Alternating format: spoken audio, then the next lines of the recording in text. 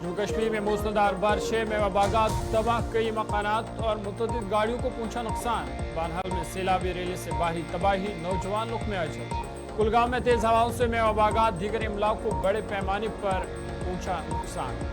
दूसरे मरहले के लिए पर्चे नामजदगी दाखिल करने का सिलसिला जारी। आज भी कई उम्मीदवार पर्चे नामजदगी कराएंगे जमा। जंगी तैयारा राजस्थान में गिरकर तबाह, पायलट महफूज, कोर्ट ऑफ इंक्वायरी का हुक्म।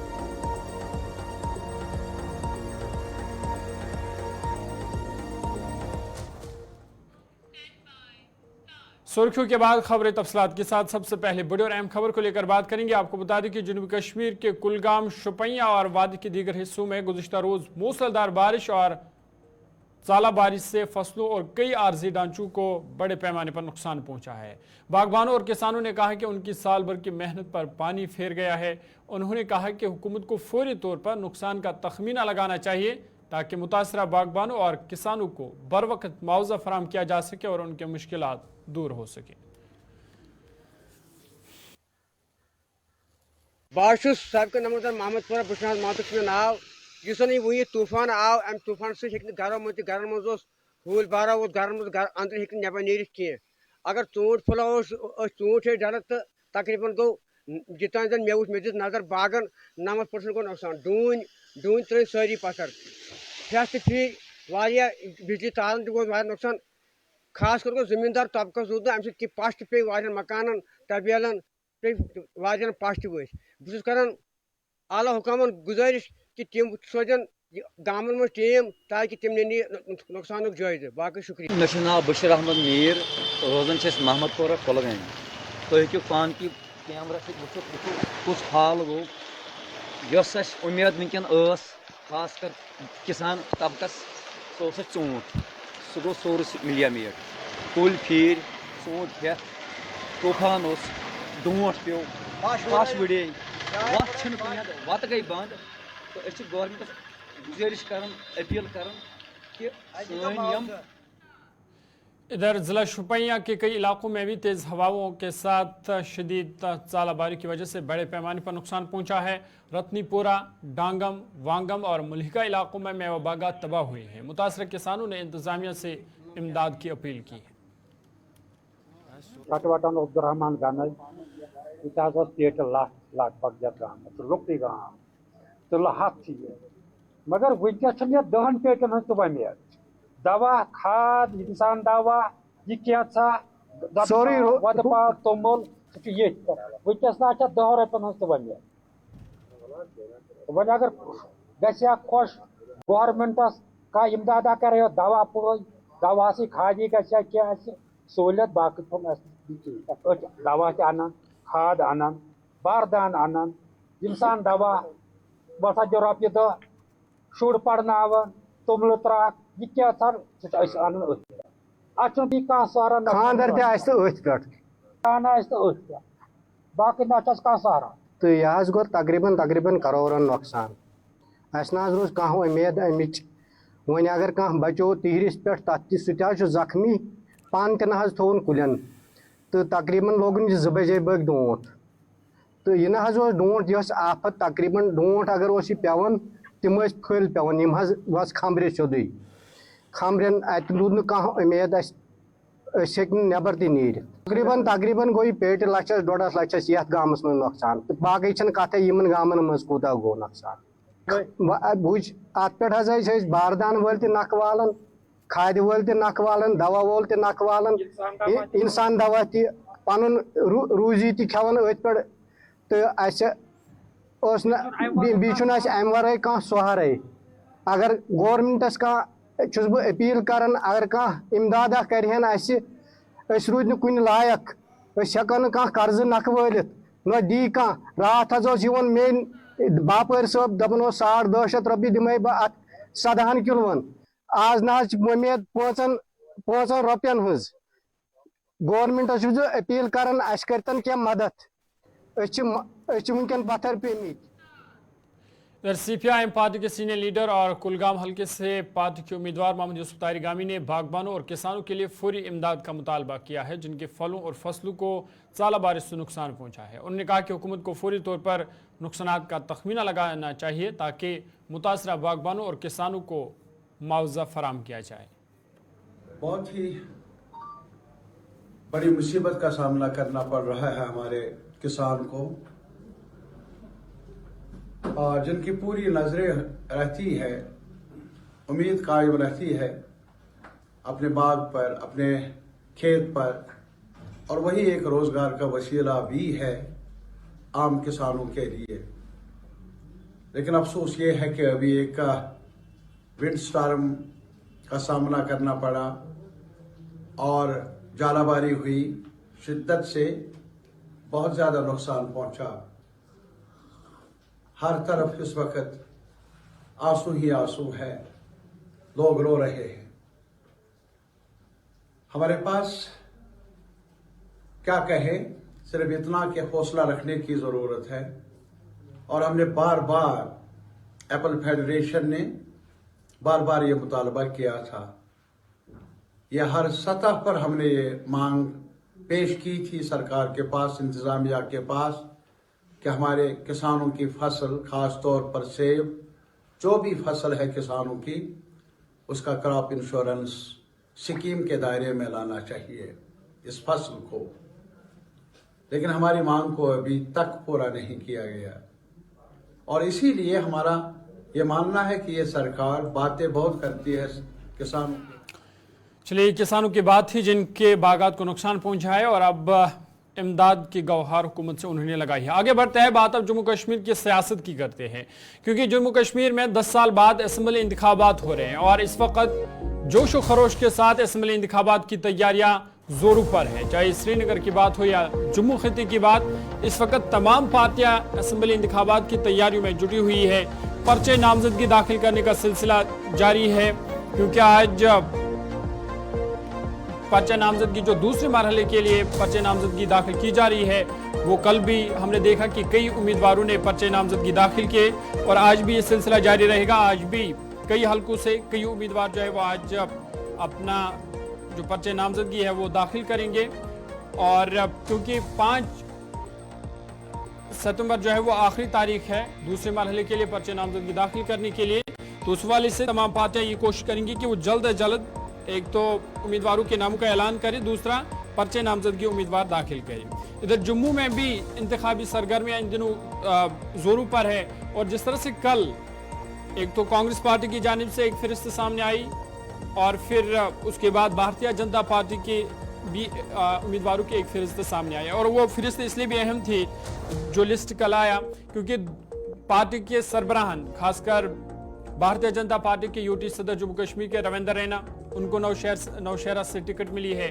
वहीं हम जब कांग्रेस पार्टी की बात करते हैं तो जम्मू कश्मीर प्रदेश कांग्रेस के सदर जो तारिक हमीद कर्रा है, उनको सेंट्रल शार्टेंग से पार्टी ने मैदान में उतारने का फैसला लिया है। और इस वक्त आप देखेंगे जनूबी कश्मीर और फिर श्रीनगर, जम्मू या तमाम इस पूरे जम्मू कश्मीर में इस वक्त सियासी सरगर्मियां जो है वो जोरों पर है। जो उम्मीदवार है वो लोगों के पास जा रहे हैं, अपना एजेंडा उनके पास रखते हैं कि आने वाले 5 सालों में वो किस दिशा में जाना चाहते हैं, किस दिशा में लोगों को अपने साथ ले जाना चाहते हैं और किस तरह की वो उनका प्लान है 5 सालों का, वो लोगों के साथ सामने वो रखते हैं और कहीं ना कहीं लोगों को अपनी तरफ माइल करते हैं। इसी पर हम आज बात करेंगे। श्रीनगर से हमारे नुमाइंदे इमरान नाइक को हमारे साथ ज्वाइन करेंगे और उसके बाद जम्मू भी चलेंगे जहां से शिल्पा शर्मा हमारे साथ होंगी। इमरान, सबसे पहले आपके पास आना चाहूँगा। पर्चे नामजदगी दाखिल करने का सिलसिला आज हम दूसरे रोज़ भी देखेंगे कि जारी रहेगा, क्योंकि 5 सितंबर जो है वो आखिरी तारीख है। तो आज किस तरह की सरगर्मियां श्रीनगर में देखने को मिलेंगी? जी बिल्कुल ज़हूर, दूसरे फेज के लिए कागजात नामजदगी दायर करने का अमल जो है वो गुज़िश्ता रोज से ही शुरू हुआ श्रीनगर, बडगाम और गांदरबल अजला में। और वहीं जम्मू डिवीजन की बात करें तो रियासी, पुंछ और राजौरी अजला में। और जहां तक सियासी जमातों की सरगर्मियों का ताल्लुक है, जब से PCI की तरफ से जम्मू कश्मीर के लिए असेंबली इंतखाबात की नोटिफिकेशन इशू कर दी गई, तब से ही हमने देखा कि तमाम सियासी जमातें गियर अप हुई, उन्होंने अपनी सरगर्मियां तेज की पब्लिक रीच आउट उन्होंने शुरू कर दिया। यानी कि उम्मीद ये जाहिर पहले से ही थी सियासी जमातों की कि पार्लियामेंट इंतखाबात के मुकम्मल होने के बाद ही जम्मू कश्मीर में असेंबली के इंतखाबात का जो है वो भी अमल शुरू होगा। और उसी तनाजुर में हम देख रहे हैं कि मुसलसल सियासी जमातें श्रीनगर, बडगाम, गांदरबल, बारामूला, कुपवारा, बांदीपुरा, इसी तरीके से साउथ कश्मीर में अनंतनाग, पुलवामा, कुलगाम और शोपियान अजला में जारी रखे हुए। वहीं जम्मू में भी ये सियासी सरगर्मियां बड़े उरूज पर हैं, क्योंकि ये इंतखाबात जैसे आपने भी कहा कि 10 साल के बाद जम्मू कश्मीर में हो रहे हैं और एक तवील अरसे के बाद लोग यहाँ अपनी जो अवामी हुकूमत है वो चुनने जा रहे हैं और लोग अपना जो वोट है वो कास्ट करने जा रहे हैं। और इस तनाजुर में जहां 2019 के बाद काफी सारी तब्दीलियां हुई, चाहे हम एडमिनिस्ट्रेटिव सतह पर देखें, चाहे हम आईनी तब्दीलियां देखें, या फिर हम दूसरे एतबार से जम्मू कश्मीर में जो तब्दीलियां रोनमा हुई 2019 के बाद, तो उस तनाजुर में और ज्यादा इस इलेक्शन को अहमियत दी जा रही है और ज्यादा इसको बड़ा इंपॉर्टेंट समझा जा रहा है। तो इसलिए एक तरफ यहाँ हम देख रहे हैं कि नेशनल कॉन्फ्रेंस और कांग्रेस के दरमियान अलायंस, दूसरी तरफ जो सियासी जमातों के बीच में तलखियां शुरू हुई है, काउंटर एलिगेशन काउंटर शुरू हुए हैं। तीसरी बात यह है कि हम देख रहे हैं कि ज्वाइनिंग, रिजॉइनिंग एंड रिजाइनिंग, यानी कि एक जमात से निकलना, दूसरी जमात में दाखिल होना और फिर दूसरी जमात से दाखिल होने के बाद वहां से मुस्तफी होना। तो ये भी एक बड़ा इंटरेस्टिंग इस वक्त माहौल बना है जम्मू कश्मीर में इस सियासी दंगल के बीच में। तो कुल मिला के इस इंतखाबात के हवाले से हर सियासी जमात ये चाहती है कि वो अपना जो पब्लिक रीच आउट है या लोगों के साथ उनका जो एक्सेस है वो और ज्यादा मजबूत बने, ताकि इंतखाबात में उन्हें एक अच्छी कामयाबी मिले, एक अच्छे मार्जिन के साथ वो जीते। इमरान, जिस तरह से जो 10 साल बाद अब ये इंतखाबात हो रहे हैं, खासकर असेंबली इंतखाबात, तो आम लोग इसको किस तरह से देख रहे हैं और जो मंशूर मुख्तलिफ पार्टियों की जानिब से जारी हुआ है उस मंशूर को लेकर लोग क्या सोचते हैं? जी बिल्कुल, दोनों चीजें बड़ी इंपॉर्टेंट है जो आपने पूछी। एक, लोग इस इलेक्शन के बारे में क्या कह रहे हैं, दूसरा कि जो सियासी जमातों की जानिब से मंशूर आवाम के सामने रखे गए। जहां तक लोगों के इस इलेक्शन के बारे में तासुरात का ताल्लुक है, लोग बड़े इस इलेक्शन पर अपना पॉजिटिव रेस्पॉन्स दे रहे हैं। लोग ये समझते हैं कि वो फेड अप हुए थे यहाँ की ब्यूरोक्रेसी से, लोगों की एक्सेसिबिलिटी नहीं थी सरकारी दफातर के अंदर। आल्दो की हुकूमत का दावा है कि 2019 के बाद निज़ाम को बेहतर बनाने की हर सतह पर कोशिश की गई। हर सतह पर जो भी एडमिनिस्ट्रेटिव ऑफिसर्स है, डिप्टी कमिश्नर्स है, डायरेक्टर्स है, चीफ इंजीनियर्स है, एक लोअर रैंक के ऑफिसर से लेके हायर ऑफिसर तक, ये सरकार का दावा है कि आम लोगों को राहत की सांस पहुंचाई जा रही है। लेकिन जब हम आम लोगों से बात करते हैं तो वो यही कहते हैं कि लोग काफी परेशान है, फेड अप है, सिर्फ ये चीजें पेपरों पर है और फाइलें रुकी हुई है, इसलिए अवामी हुकूमत का वो बेसब्री से इंतजार करें। और लोगों का रेस्पॉन्स यही है कि वो इंतजार में है कि कब यहाँ पे एक पॉपुलर गवर्नमेंट, एक अवामी हुकूमत जो है सामने आए। दूसरा, ये जहां तक आपके सवाल का ताल्लुक है कि मैनिफेस्टो, हर सियासी जमात इंतखाबात में अपना मैनिफेस्टो, इलेक्शन मैनिफेस्टो जरूर लोगों के सामने रखती है। और इसी तरीके से इस इंतखाबात में भी हमने देखा नेशनल कॉन्फ्रेंस पहली जमात थी जिन्होंने अपना मैनिफेस्टो जारी किया, पीडीपी ने अपना मैनिफेस्टो रखा, अपनी पार्टी ने मैनिफेस्टो रखा, या बाकी जमातों ने भी, बीजेपी और कांग्रेस को छोड़ के तकरीबन सभी रीजनल पॉलिटिकल पार्टीज ने मैनिफेस्टो जो है वो इशू किया है। लेकिन इसमें कुछ चीजें ऐसी है जो बड़ी जेर बहस है इस वक्त, जिन पे बड़ा जो है बहस की जा रही है। वो ये कि एक नेशनल कॉन्फ्रेंस का आर्टिकल 370, 35A को अपने मैनिफेस्टो में रखना, दूसरा एक ऑटोनॉमी की बात करना, इसी तरीके से पीडीपी का कश्मीर रेजोल्यूशन या कश्मीर मसले पर अपने मैनिफेस्टो में बड़ी अहमियत देना।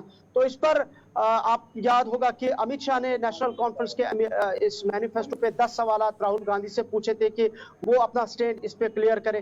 इसी तरीके से बाकी जो सियासी जमातें, उन्होंने कहा कि 370-35 से तो खत्म हुआ है, ये आईनी लड़ाई थी और ये तो एक अदालती मामला था, अदालत ने भी इसे खत्म किया है और इसके अलावा पार्लियामेंट ने भी एक एब्सोल्यूट मेजॉरिटी के साथ इसको खत्म किया है। दूसरा ये भी इल्जाम है कि जिस ऑटोनॉमी के नेशनल कॉन्फ्रेंस बात कर रहे हैं, लेकिन 1996 में 1999 में इस ऑटोनॉमी को भी यहाँ की असेंबली में सेंटर की तरफ से डस्टबिन में डाला गया था। और हालांकि ऑटोनॉमी का जो नारा है ये 1951 के पहले असेंबली इंतखाबात के बाद ही नेशनल कॉन्फ्रेंस का है। जहां तक पीडीपी के सेल्फ रूल या कश्मीर इशू का ताल्लुक है, इस पर भी जो है बीजेपी की तरफ से सख्त वार किए जा रहे हैं। इमरान, एक आखिरी सवाल, क्योंकि कल जो है सबकी नजरें दिल्ली पर होंगी, क्योंकि कल 4 तारीख है, 4 सितंबर है, और इंजीनियर रशीद की जो फैसला महफूज हुआ था वो कल अदालत वो फैसला सुनाएगी। तो अगर कल इंजीनियर रशीद को अदालत से राहत मिलती है, वो रिहा होते हैं, तो जम्मू कश्मीर के असेंबली इंतखाबात पर इसका क्या असर पड़ेगा और कितने मुश्किलात दीगर पार्टियों के लिए हो सकता है? देखिए, इंजीनियर रशीद का फैक्टर इस वक्त असेंबली इलेक्शन में बड़ा इंपॉर्टेंट माना जा रहा है, और पार्लियामेंट में भी आपने देखा कि एक वाजिया उसमें उन्होंने अपना वो जो फैक्टर था वो उसको साबित कर दिया। लेकिन अगर इंजीनियर रशीद रिहा होते हैं तो यकीनी तौर पर उन्हें अपनी जमात की कैंपेनिंग करने का मौका मिलेगा, डोर टू डोर कैंपेनिंग, या फिर अलग अलग सेगमेंट्स में वो अपने नुमाइंदों के हमरा जो नुमाइंदे एआईपी के तरफ से चुने गए हैं उनके साथ एक कैंपेनिंग करने का जरूर उनकी जमात को फायदा मिलेगा। दूसरा ये कि एक सेंटिमेंट के तौर पर इंजीनियर रशीद को देखा जा रहा है, और उसी सेंटिमेंट को भी एक फायदा ले सकती है इंजीनियर रशीद और उसकी जमात। अगर इंजीनियर रशीद रिहा होते हैं तो फिजिकली अगर वो कैंपेनिंग करते, अगर वो रिहा नहीं भी होते फिर भी अगर आप देखेंगे एआईपी में जो लोग शामिल हो रहे हैं या जो एआईपी के इस वक्त कैंपेनिंग हो रही है अलग अलग जगहों पे, वहां पे भी इंजीनियर रशीद के नाम पर उनकी जो वो जेल में है उसको लेके लोगों के सामने ज्यादातर बात की जा रही है। बिल्कुल इमरान, बहुत शुक्रिया आपका तफसील फराहम करने के लिए। जम्मू से शिल्पा शर्मा भी हमारे साथ है। शिल्पा, जो कल उम्मीदवारों की फहरिस्त जारी हुई भारतीय जनता पार्टी की भी और फिर कांग्रेस की भी, उसके बाद किस तरह की चीमी गोया और किस तरह की सरगर्मियां इस वक्त जम्मू में देखी जा रही है? जिस प्रकार से भारतीय जनता पार्टी और कांग्रेस पार्टी ने अपने 6 उम्मीदवारों को जो है वो मैदान में उतारा है, और इस समय सरगर्मियां काफी ज्यादा तेज हो चुकी हैं। जहां पर आप देखेंगे नवशेरा से भारतीय जनता पार्टी के प्रदेश अध्यक्ष रविंद्र राणा जो कि कल एक रैली जो है वो करते हुए नजर आए, जहां पे उन्होंने जो है वो रैली की, मेगा रैली की। और इस समय आप देखिए भारतीय जनता पार्टी के प्रदेश अध्यक्ष रविंद्र राणा के साथ जो है वो कड़े मुकाबले पर एनसी के सुरेंद्र चौधरी है। हालांकि 2014 की अगर हम बात करें तो 2014 में भी ये आमने सामने थे, और उस समय रविंद्र राणा ने जो है वो बाजी मारी थी, रविंद्र राणा जो है वो जीते थे। और अब फिर से 10 साल के बाद जो है वो रविंद्र राणा और सुरेंद्र चौधरी जो है वो आपस में आमने सामने होंगे। हालांकि देखिए सुरेंद्र चौधरी की बात करें तब उस समय वो पीडीपी से यानी कि कैंडिडेट थे, बीजेपी के कैंडिडेट थे, मैदान में उतरे थे। उसके बाद उन्होंने जो है वो भारतीय जनता पार्टी ज्वाइन की, उन्होंने पीडीपी को रिजाइन कर दिया। भारतीय जनता पार्टी ज्वाइन करने के बाद जो है वो उन्होंने कुछ समय के बाद जो है वो एनसी ज्वाइन कर दी। तो इस समय देखिए काफी ज्यादा कड़ा मुकाबला जो है वो नवशेरा में भी देखने को मिलेगा, क्योंकि आमने सामने 2014 में जब वो दोनों थे, तो इस समय भी 2024 में भी चुनाव में जो है वो आमने सामने, तो कड़ा मुकाबला वहां पर भी है। श्री माता वैष्णो देवी की बात करें तो वहां पर भी देखिए आप बलदेव राज जो कि भारतीय जनता पार्टी के और भूपिंदर जो कि कांग्रेस पार्टी से जो है वो उतारा गया है। तो इस समय काफी ज्यादा कड़ा मुकाबला आपस में देखने को मिलेगा, और साथ ही साथ 6 उम्मीदवारों को जो है वो भारतीय जनता पार्टी ने उतार दिया है मैदान में। लेकिन बाकी कॉन्स्टिट्यूंसी की बात करें तो जम्मू भाऊ से भी अभी जो है वो नाम आना बाकी है। साथ ही साथ मढ़ की बात करें, मढ़ निर्वाचन क्षेत्र में से भी नाम आना बाकी है। बिश्ना की बात करें, वहां से भी नाम आना बाकी है। तो जो जम्मू भाऊ है उसमें अभी इसमें सस्पेंस बना हुआ है, क्योंकि देखिए 2 नाम सामने आ रहे हैं। सबसे पहले फॉर्मर डिप्टी सीएम की बात करें कविंदर गुप्ता, और साथ ही साथ विक्रम रंधावा जो कि भारतीय जनता पार्टी के भी वरिष्ठ नेता रह चुके हैं। तो इन 2 नामों में से एक नाम जो है वो हो सकता है। हालांकि देखिए जब बैठक हुई थी, परसों की बात करें तो बैठक हुई थी, तो बैठक में ये क्लियर किया था कि कविंदर गुप्ता को जो है वो जम्मू भाऊ से लड़ेंगे। लेकिन फिलहाल अभी नाम आना बाकी है, अभी मोहर लगना जो है वो बाकी है। बहुत बहुत शुक्रिया तफसीलात फराहम करने के लिए। शिल्पा शर्मा जम्मू से तफसीलात फराहम कर रही थी और बता रही थी कि अभी भी कई असेंबली हल्के हैं जहां पर उम्मीदवारों के नाम आना बाकी है, लेकिन जो फिलहाल कल नाम आए हैं, बताया जा रहा है कि जो जितने भी असेंबली सेगमेंट है वहां पर एक सख्त मुकाबला देखने को मिलेगा। चलिए आगे बढ़ते हैं, और इस वक्त की बड़ी खबर राजस्थान से आ रही है, जहां पे जंगी तैयारा राजस्थान में गिरकर तबाह हुआ है। पायलट इसमें महफूज है, या जो मुसाफिर इसमें सवार थे वो महफूज है, लेकिन फिलहाल ये जंगी तैयारा गिरकर तबाह हुआ है, और इस हवाले से कोर्ट ऑफ इंक्वायरी का हुक्म दिया गया है। हाड़मेर जिला के नागना थाना इलाके में रात देर गई ये फिजाइया का एक तैयारा जो है वो गिरकर तबाह हुआ है, जिसके बाद वहां पर इसके ऑपरेशन शुरू किया गया और जो पायलट है वो इस हादसे में महफूज है, जिसके बाद फिलहाल तहकीकात का हुक्म दिया गया है। आपको बता दें कि तैयारा हादसे की इतला मिलने के बाद पुलिस, इंतजामिया और फिजाई के एहलकार मौके पर पहुंचे और तैयारा बताया जा रहा है कि मामूल के मशक के दौरान ही गिरकर तबाह हुआ है। हादसे में कोई जानी नुकसान नहीं हुआ है, ताहम ये जंगी जहाज नागना थाना हल्के के बांद्रा पंचायत के अलानो की दहानी के करीब गिरकर तबाह हुआ है। गिरने के बाद तैयारे में आग भड़क उठी। वाकई इतला मिलती है आसपास के लोगों में खौफ हिरास फैल गया। मुकामी लोगों ने इस हादसे की इतला पुलिस और इंतजामिया को दी। हादसे की इतला मिलने के बाद पुलिस, इंतजामिया और फिजाई के एहलकार मौके पर पहुंचे, जाए वक़ू का मुआयना किया और पायलट को बहिफाजत निकाला गया, जिसके बाद उन्हें अस्पताल मुंतकिल कर दिया गया। फिलहाल इस हवाले से कोर्ट ऑफ इंक्वायरी का हुक्म दिया गया है।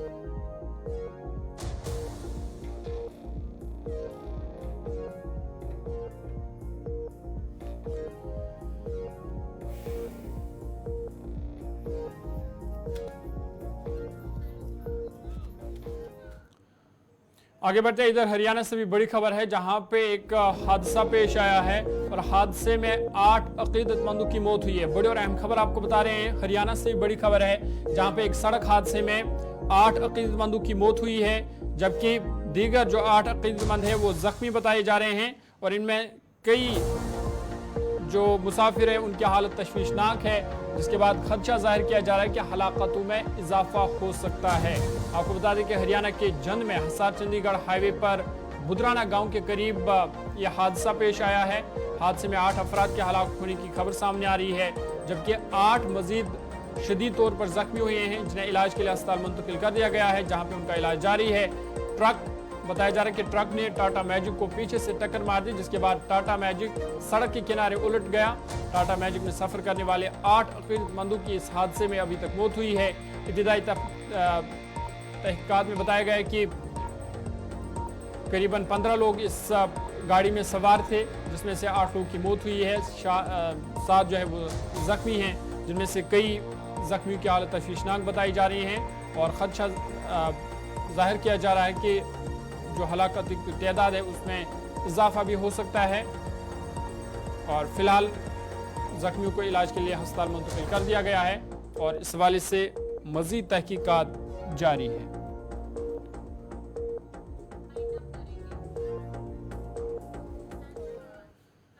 चलिए बेटे के उर्दू खबरनामे में फिलहाल मेरे साथ इतना ही। अपने मेजबान ज़ुहूर उलाइबी को दीजिए इजाज़त। मजीद खबरों और अपडेट्स के लिए आप देखते रहिए गुलिस्तान न्यूज़।